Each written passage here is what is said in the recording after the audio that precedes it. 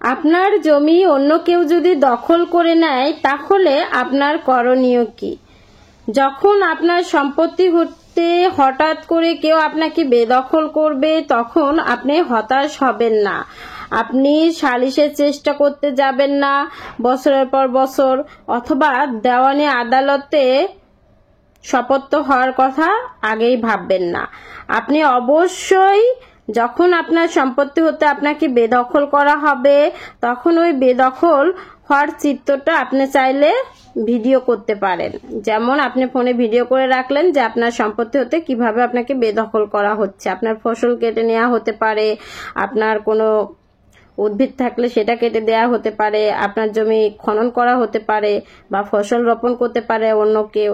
এভাবে ভিডিও করে রাখতে পারেন এবং তৎক্ষণাৎ কি করতে হবে, আপনার এডিএম কোর্টে ফৌজদারি কার্যবিধির 145 ধারায় আবেদন করতে হবে, মামলা দায়ের করতে হবে। আর ফৌজদারি কার্যবিধির 145 ধারা হচ্ছে এমন একটি বিধান যেখানে ফৌজদারি ইনজাংশন করা হয় সম্পত্তির উপর, যে একটি তদন্ত প্রতিবেদন করা হয় এই আবেদন করার পরবর্তীতে। এই তদন্ত প্রতিবেদনটা এমন হয় যে এই সম্পত্তিতে পূর্ববর্তী 2 মাস কে দখলে ছিল।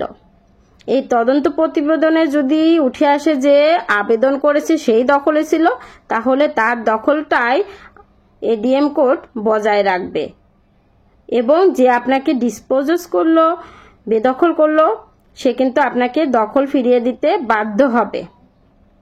যেহেতু তদন্ত প্রতিবেদনে 2 মাসের কথা বলা আছে যে সর্বশেষ 2 মাস যে দখলে ছিল তাকেই দখল ফিরিয়ে দিতে হবে, তাকেই দখল বজায় রাখার ইনজাংশন দিতে হবে। হ্যাঁ, এখন আপনি বেদখল হওয়ার 6 মাস পরে যদি 145 ধারায় মামলা করেন তাহলে কিন্তু কখনোই আপনি দখল ফিরে পাবেন না।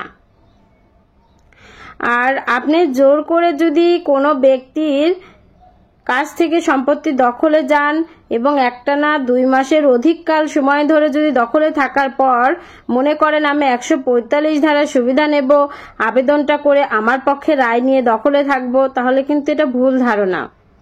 কারণ আপনি দখলে থাকতে হলেও আপনার কাগজপত্র, জমির কাগজপত্র সঠিক হতে হবে, সাথে পূর্ববর্তী 2 মাস আপনার দখলে থাকতে হবে। তাহলেই শুধুমাত্র এটা সম্ভব যে 145 ধারায় আপনি দখলে টিকিয়ে রাখতে পারবেন।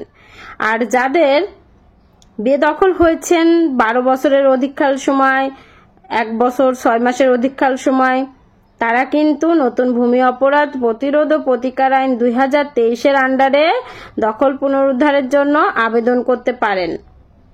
তবে অবশ্যই সর্বশেষ রেকর্ড এবং দলিল তাদের থাকতে হবে, তাহলেই শুধুমাত্র এই নতুন আইনের আন্ডারে আমরা দখল পুনরুদ্ধার করতে পারবো। নতুবা আমাদেরকে ওই রেকর্ড যদি অন্যের নামে হয়, আমার নামে না হয় সর্বশেষ রেকর্ড, এবং আমি যদি বেদখল হয়ে থাকি তাহলে আমাকে অবশ্যই দেওয়ানি আদালতে যেয়ে রেকর্ড সংশোধন করে নিতে হবে। আর দেওয়ানি আদালতের 9 ধারায়ও কিন্তু দখল পুনরুদ্ধার করা সম্ভব। সেক্ষেত্রে 145 ধারায় যেমন 2 মাসের মধ্যে করতে হবে, দেওয়ানি আদালতে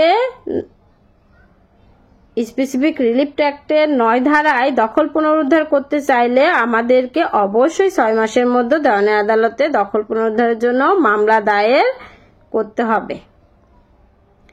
তার মানে আপনারা যখনই বেদখল হন তখন আপনারা মনে করছেন যে না সমস্যা নেই, জোর করে আমার সম্পত্তিগুলো খাচ্ছে, আমাকে বেদখল করেছে, করুক, ওর কাছে কোনো কাগজপত্র নেই, আমি আস্তে ধীরে সালিশের ব্যবস্থা করি, সেখানে যদি না হয় পুলিশের মাধ্যমে চেষ্টা করি, তাতেও যদি কাজ না হয় তখন আমি আস্তে ধীরে মামলা দায়ের করব যখন টাকা পয়সা হয় এবং জমিটা নিয়ে নেব। না, সম্পত্তি যখন আপনি বেদখল হবেন তখন যত দ্রুত পারেন 145 ধারায় আবেদন করবেন, নতুবা ভূমি অপরাধ প্রতিরোধ ও প্রতিকার আইন 2023-এর আন্ডারে দখল বুঝে নেবেন।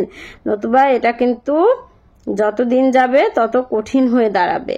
আমি ঢাকা জজ কোর্টের একজন আইনজীবী, নিয়মিত প্র্যাকটিস করছি। যারা আমার সঙ্গে যোগাযোগ করতে চাচ্ছেন তারা স্ক্রিনে দেওয়া নাম্বারে আমার সঙ্গে যোগাযোগ করবেন। ভালো থাকবেন। আসসালামু আলাইকুম।